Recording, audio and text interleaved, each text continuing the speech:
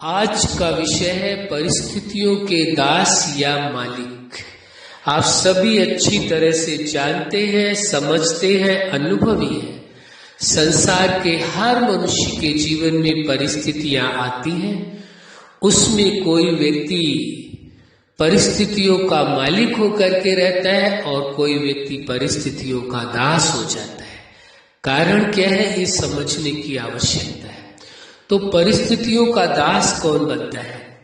जो परिस्थितियों को परिस्थिति के रूप में स्वीकार कर लेता है, परिस्थितियों को पूरी तरह से समझ नहीं पाता है। कारण क्या है परिस्थिति आने का, जीवन के किस पाठ से आई है और इन परिस्थितियों को कितने समय में ठीक किया जा सकता है, या परिस्थितियों को कैसे ठीक किया जाए, दोनों ही बातें हैं।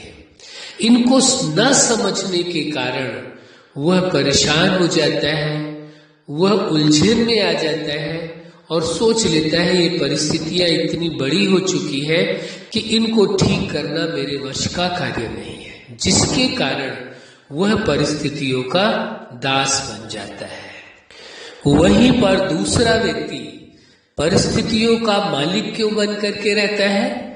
कारण यही है कि वह परिस्थिति को परिस्थिति नहीं मानता, वह परिस्थिति को एक चैलेंज के रूप में लेता है, एक चुनौती के रूप में लेता है कि मेरे जीवन में यह परिस्थिति नहीं बल्कि एक चुनौती आई है और इसको मुझे अच्छी तरह से पार करना है।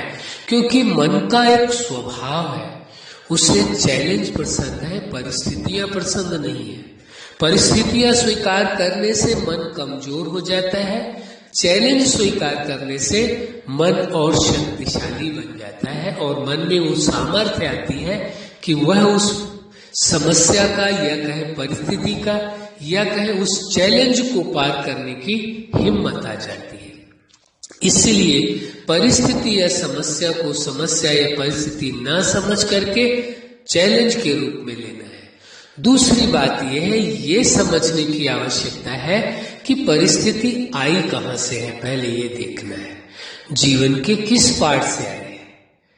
पर्सनल लाइफ से है, फैमिली लाइफ से है, स्टूडेंट लाइफ से है, प्रोफेशनल लाइफ की परिस्थिति है, मैरिज लाइफ है, सोशल लाइफ है, स्पिरिचुअल लाइफ है। आखिर लाइफ के किस पार्ट से परिस्थिति आई है, ये देखने की आवश्यकता है। आगे के स्टेप में ये देखने की जरूरत है ये परिस्थिति कितने समय में ठीक हो पाएगी और परिस्थिति को ठीक करने का तरीका क्या है। ये 3-4 बातें, कोई बहुत बड़ी बात नहीं है। पहले परिस्थिति को चैलेंज के रूप में लेना है। दूसरा, परिस्थिति किस जीवन के पार्ट से आ रही है। तीसरा, परिस्थिति को ठीक कैसे किया जाए। और चौथा, परिस्थिति कितना समय में ठीक होगी। इन 4 बातों का ध्यान रखना है और परिस्थिति को चैलेंज के रूप में लेते हुए अपने आप ही आपका मन आपको नई नई एडवाइस देगा कि किस प्रकार से इन परिस्थितियों को ठीक करना है। और जैसे ही आपने ये समझ लिया, ठीक करना प्रारंभ किया और आपको मालूम है इस परिस्थिति को ठीक करने में कितना समय लगेगा। यदि आप परिस्थिति को ठीक करने में जल्दबाजी करते हैं तो भी नुकसान होता है, और किसी परिस्थिति को जल्दी ठीक करना चाहिए उसे डिले करते, देर करते तो भी नुकसान होता है। मतलब समझने की आवश्यकता यह है, कोई परिस्थिति एक दिन में ठीक होने वाली है, उसको एक दिन में ही ठीक करना है, उसको दूसरे दिन में नहीं छोड़ना है। और कोई परिस्थिति जो 1 वर्ष में ठीक होगी उसे एक दिन में ठीक नहीं किया जा सकता है, तो उसमें जल्दबाजी नहीं करनी है। यदि आप जल्दबाजी करते हैं तो परिस्थिति ठीक होने के बजाय और बिगड़ सकती है। छोटा सा उदाहरण आपको देते हैं। जैसे कि किसी कारणवश शरीर में कोई बीमारी लग गई, कोई छोटी बीमारी है, सर्दी जुकाम में ये है, आपको मालूम है कि ये 2 दिन या 3 दिन में ठीक हो जाएगी। अब कोई और बड़ी बीमारी है जिसको ठीक होने में वक्त लगना है। अब आप जल्दी ठीक करना चाहेंगे तो चाहे कितने उपाय कर ले वो जल्दी ठीक नहीं होगी। आप यदि ये भी चाहें कि दवा का जो डोज है वो उसे बढ़ा दे ताकि जल्दी ठीक हो जाए, तो शरीर को फायदा के बजाय नुकसान होगा, न कि वो बीमारी ठीक होगी। इसी प्रकार से यदि कोई जीवन में आपके समस्या आई है, उससे आपने चैलेंज के रूप में स्वीकार कर लिया, फिर आपने ये भी देख लिया कि जीवन के किस पार्ट से आई है, फैमिली लाइफ से है, पर्सनल लाइफ से है, मैरिज लाइफ से है, कहाँ से आई है ये भी आपने देख लिया, कैसे ठीक करना है ये भी तैयारी कर ली। लेकिन आपको मालूम है यह समस्या ठीक होने में 10 दिन या 20 दिन लगने हैं। अब आप उसे 1 घंटे में या 1 दिन में ठीक करने के लिए पूरा प्रयास कर रहे हैं, पूरा जोर लगा रहे हैं, लेकिन वह परिस्थिति ठीक होने के बजाय और वह परिस्थिति खराब हो जाएगी और समस्या बड़ी हो जाएगी। इसलिए आवश्यकता है कि परिस्थिति को जान के समझ करके कितना समय लगना है, जो इन चारों बातों का ध्यान रखता है वह परिस्थितियों का मालिक होकर के रहता है, दास नहीं बनता है, गुलाम नहीं बनता है। दूसरी एक बात और समझ लेने की है, मनोबल को ऊंचा रखने के लिए ये बात बहुत सहायक होगी सभी के लिए। ये स्वीकार करें कि उस जीवन दाता ने जीवन दिया है, उस सुप्रीम सत्ता ने वो समझ दी है आपको, वो सामर्थ्य पैदा की है, इसीलिए उसे सुप्रीम सत्ता कहा गया है। उसने वो संपूर्ण सामर्थ्य हर मनुष्य के जीवन में पैदा किए, सभी के अंदर मौजूद है।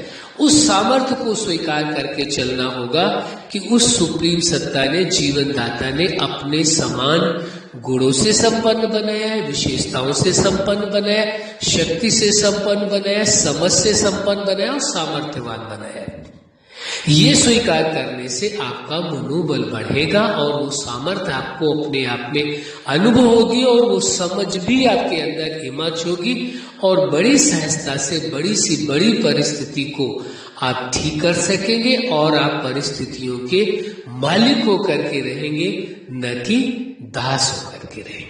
जब भी कोई परिस्थिति आती है, पहले परिस्थिति को ठीक करने के बजाय सबसे पहले आपको अपने अंदर को ठीक करने की जरूरत है। जितना आप स्वयं को अंदर से ठीक कर लेंगे, उतनी ही जल्दी परिस्थितियां ठीक हो जाएंगी। क्योंकि परिस्थितियां आने का कारण चाहे बाह्य हो, लेकिन जब आप स्वीकार कर लेते हैं परिस्थिति को कि ये परिस्थिति आई है, वह परिस्थिति और अधिक शक्तिशाली बन जाती है। यदि आप स्वीकार नहीं करें परिस्थिति को परिस्थिति के रूप में, उसे साधारण रूप में स्वीकार करें, तो बड़ी परिस्थिति भी छोटी हो जाएगी। और छोटी भी परिस्थिति है आपके सामने, यदि आपने स्वीकार कर लिया और बहुत बड़ा मान लिया, तो वो परिस्थिति बड़ा हो जाती है। कारण क्या है? एक सिद्धांत स्पष्ट है, जिस बात का आप जितना महत्व देते हैं वो उतना ही प्रभाव डालती है। आप परिस्थितियों को बहुत महत्व देते हैं तो उनका प्रभाव अधिक आ जाता है, परिस्थितियों को महत्व नहीं देते हैं तो उनका प्रभाव आपके जीवन में कम आता है। और जब कम प्रभाव होता है तो उसे ठीक करना बहुत सहज होता है। अब छोटी सी परिस्थिति को आपने महत्व देकर के बड़ा कर लिया है, अब उसे ठीक करने का प्रयास कर रहे हैं, तो वक्त तो लगना ही है, अवश्य लगेगा। और आपकी शक्ति भी अधिक लगेगी, समय भी अधिक लगेगा, सामर्थ्य भी अधिक लगेगी, नुकसान ही नुकसान है। इसलिए हर परिस्थिति को ठीक करने के पहले सबसे पहले अपने आप को अंदर से चेक करने की जरूरत है, जज करने की आवश्यकता है।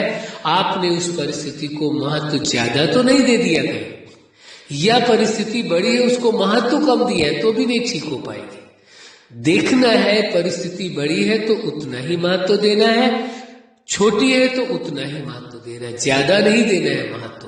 और बहुत परिस्थिति ऐसी है कि जिनका कोई जल्दी समाधान ही नहीं है, तो उनका महत्व ना दे तो वो परिस्थितियां फिर समय पर अपने आप ठीक हो जाएंगी। एक छोटी सी बात और कहना चाहेंगे, परिस्थिति को ठीक करने के लिए हर व्यक्ति एक्शन लेता है, किसी लिए कि परिस्थिति ठीक हो जाए, समस्या का समाधान हो जाए।